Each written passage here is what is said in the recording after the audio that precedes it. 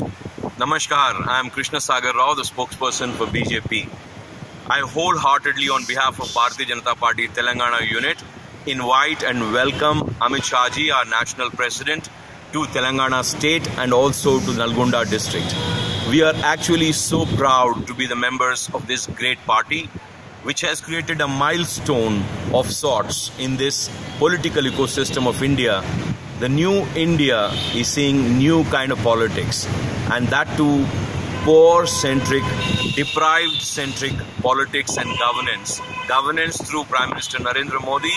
and politics of poor and deprived-centric politics through Amit Shah ji as our president. It is exemplary and it's a historic milestone that a president of a national party, that too the largest and the strongest national party in this country, and a party which is now ruling the center and the entire nation with over 16 states under its rule, finds time, makes time to spend 3 days in a backward district of a small state,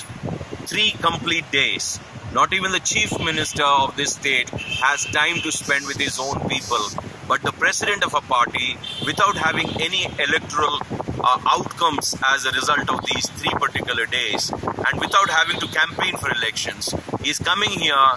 to spend time and to be unison with the poor and deprived and the Dalits who have been marginalized for centuries, and eat with them, sleep with them, be with them and unify with them, understand the issues and problems and try to resolve it through recommendations to the government at the center and also warnings to the government at the state.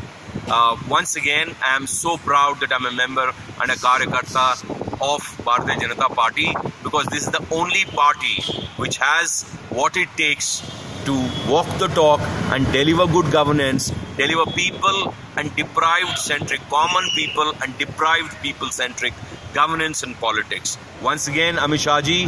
welcome to Telangana state.